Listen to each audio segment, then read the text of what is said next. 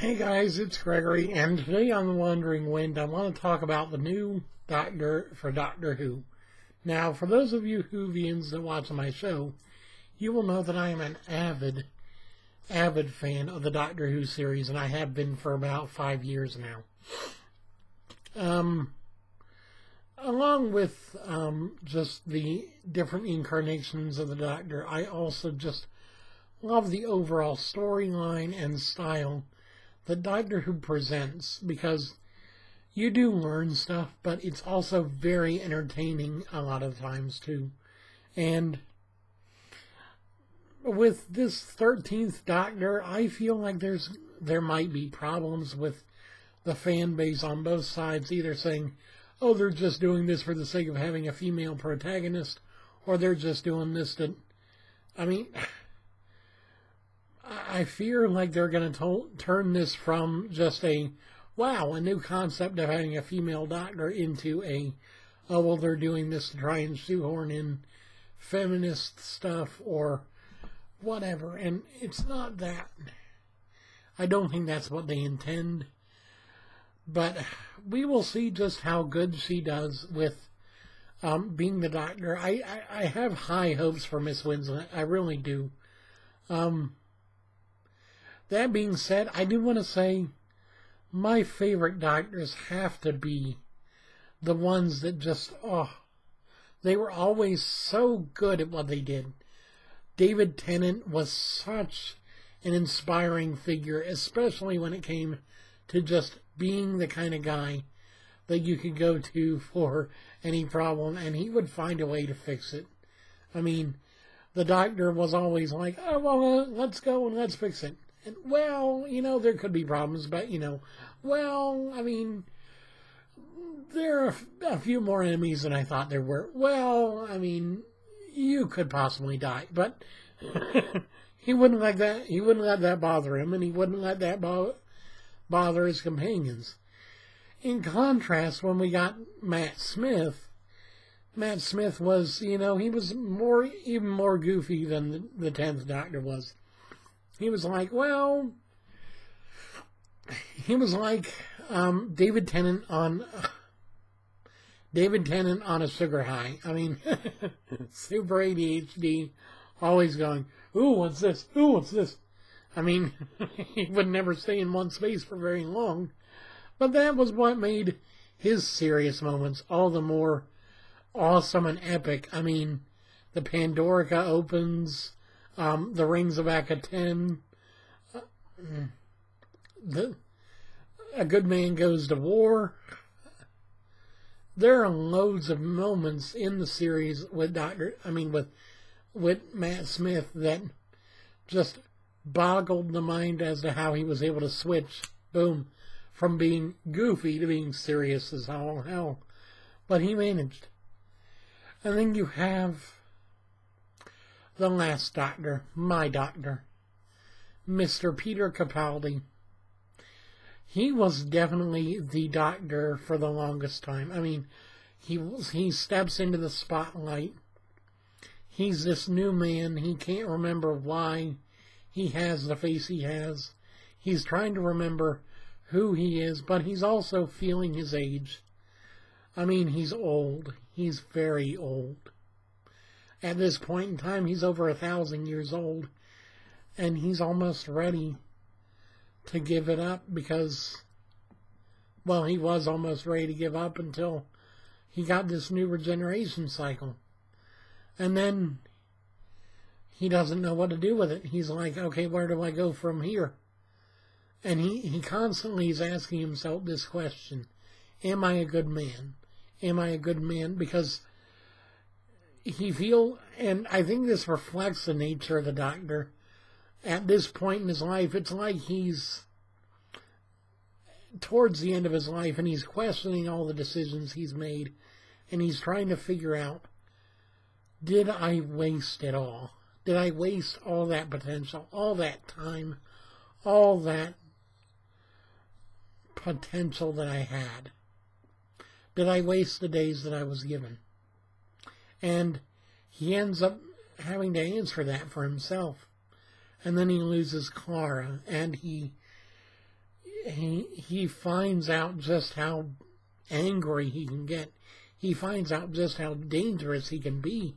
I mean, we saw a glimpse of that back in A Good Man Goes to War, but in this, in how bent he brings Gallifrey to its knees, and he ends up paying the price for it, because he ends up having to severely cut himself back. He has to go back underground. He has to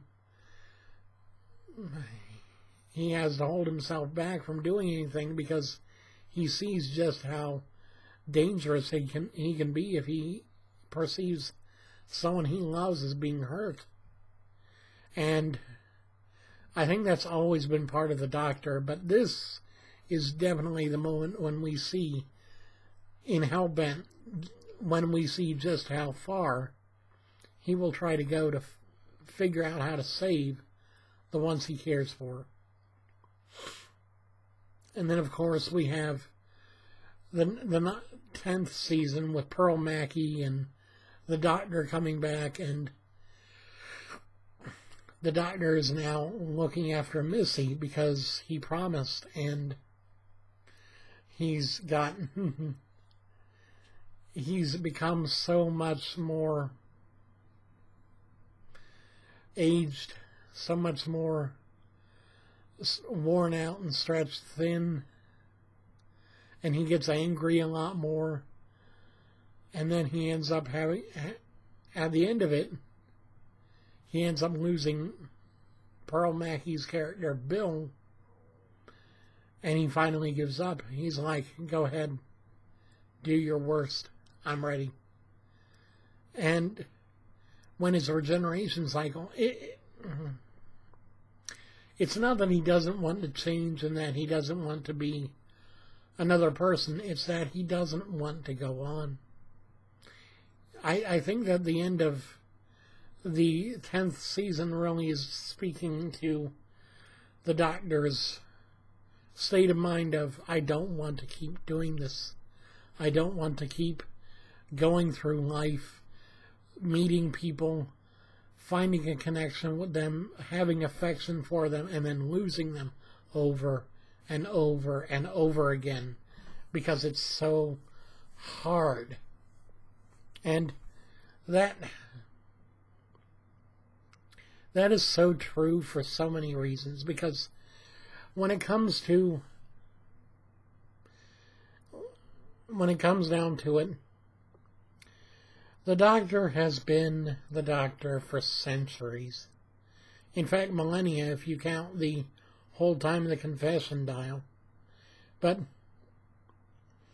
the Doctor has been the Doctor for so long, and has seen so much, and has done so many beautiful but also terrible things. And now he just wants to find his peace, find his place, find the place where he belongs the most, and then find a way to die in peace. But of course, with this new Doctor, we see that it's not over. I don't know how he ends up turning into the 13th, but now we see him change into a her, and we see the dynamic change.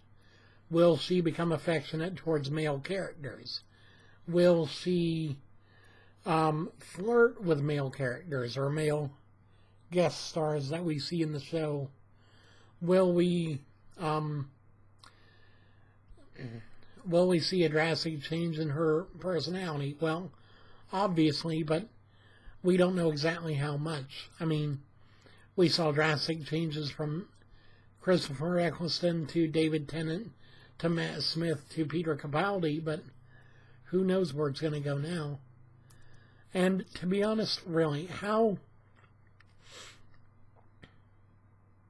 much longer can Doctor Who continue is, I think, a question a lot of us keep asking, but a lot of us don't want the answer to, because we feel so strongly that Doctor Who is something that needs to continue well on beyond any perceived obsolescence of its storyline, just because the Doctor is all of us. The Doctor is afraid of things. The Doctor loves things. The Doctor loses many, many things, but gains so much more in return. The Doctor has had to face tragedy and has to overcome adversity and has had to learn to be brave in the face of fear. And I think that resonates with all of us. That resonates so highly with me, at least, that I feel like Doctor Who is Dr. Me. Like, I could have been the Doctor at one point. I could have been the one standing in the ruins of Gallifrey and going, no more, or something along those lines. I could have been the one to say, I don't want to go. And I think that's the most important thing about Doctor Who, is that the Doctor, especially the Doctor, is so relatable to the audience, because at the end of the day, the Doctor is not the Doctor. The Doctor is who we imagine him to be, or her to be.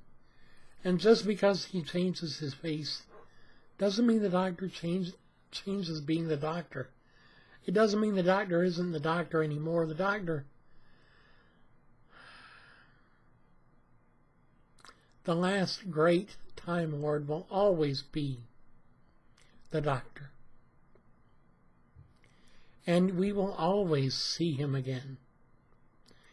And even at the end of the day, when the series ends finally, because it's had a long run, and despite our wants, despite our desires for it to continue forever, in realistic terms, we can't continue to just keep making episodes for the sake of making episodes. So you're going to end up reusing the same kinds of material again and again.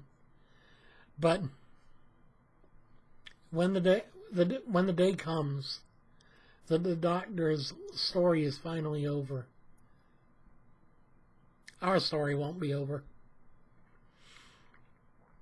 And our memories of what we experienced here with the Doctor, both good and bad, from the 1st to the 12th to the 13th to the 20 whatever, we will always remember our favorite Doctor. And we will always remember the Doctor as who he was. Brave and kind and caring, never cruel, never cowardly, always willing to help, and always the Doctor. This has been The Wandering Wind. This has been my introspective on my viewpoints of the Doctor. I thank you guys for watching. I hope you guys enjoyed this video. If you did, please leave a like. I enjoy getting likes from you guys. I enjoy having interaction from you, and I enjoy just being part of something awesome that is YouTube. And I hope you guys enjoyed this. I hope you continue to enjoy my content. And until next time, thank you for watching.